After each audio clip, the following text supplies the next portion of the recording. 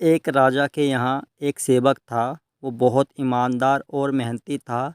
राजा उससे खुश भी बहुत रहते थे।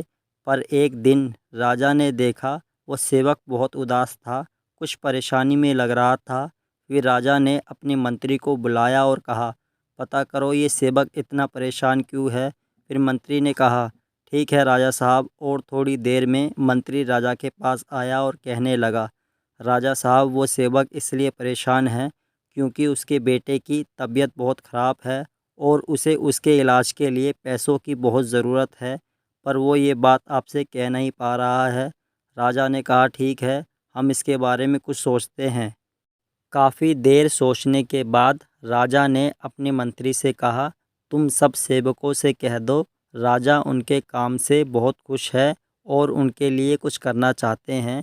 फिर मंत्री ने ये बात सब सेवकों को जाकर बता दी। ये सुनकर सब सेवक बहुत खुश हो गए। फिर अगले दिन जैसे ही वो सब लोग महल पहुँचे, उन्होंने देखा महल में बहुत सारी पोटली रखी हुई थी। ये देखकर सब हैरान हो गए और सोचने लगे, इन पोटलियों में क्या होगा। इतने में राजा भी आ गए और उन सब लोगों से कहने लगे, मुझे पता है आप सब लोग हैरान हो गए होंगे इतनी सारी पोटलियों को देखकर और सोच भी रहे होंगे इनमें क्या है। अब मैं बताता हूँ। इन पोटलियों में से कुछ के अंदर सोने के सिक्के हैं और कुछ में पत्थर। अब आप सब एक एक कर आएँ और इन सब पोटलियों में से एक पोटली को लेकर जाएं। ये सब हमने इसलिए किया है क्योंकि हम देखना चाहते हैं किसकी किस्मत में क्या आएगा। फिर सब एक एक कर आने लगे और पोटली उठाने लगे। कुछ के पास सोने के सिक्के चले गए तो कुछ के पास पत्थर। पर जैसे ही वो सेवक की बारी आई, राजा ने पोटलियाँ बदल दी और सारे सोने की सिक्के की पोटलियाँ रख दी। फिर सेवक ने उनमें से एक पोटली उठाई और उसे खोलकर देखने लगा। उसमें काफ़ी सोने के सिक्के थे।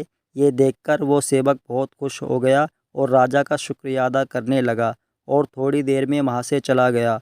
अब सबको अपनी पोटलियाँ मिल चुकी थी और वो भी वहाँ से चले गए। फिर राजा ने मंत्री को अपने पास बुलाया और कहने लगे, तुमने वही करा है ना जो मैंने कहा था। मंत्री ने कहा, हाँ राजा साहब, मैंने वही करा है जो आपने कहा था। मैंने उस सेवक की पोटली में ज़्यादा से ज़्यादा सिक्के रखे हैं। पर राजा साहब, मुझे एक बात समझ नहीं आई। आप सीधे उस सेवक को सिक्के दे भी तो सकते थे, फिर आपने इतना सब कुछ क्यों करा। फिर राजा ने मुस्कुराते हुए जवाब दिया, वो सेवक बहुत स्वाभिमानी है।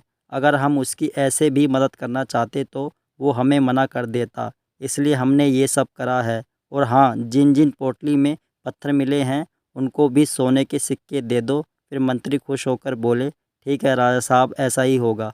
दोस्तों, अगर हमें किसी की मदद करनी है तो ऐसे करनी चाहिए ताकि दूसरे को लाचारी और बेबस महसूस ना हो और उसकी मदद भी हो जाए। और असली मदद का अर्थ भी यही होता है। अगर आपने इस कहानी से कुछ सीखा है और ये कहानी आपको अच्छी लगी है तो वीडियो को लाइक कर देना और चैनल को सब्सक्राइब कर देना। धन्यवाद।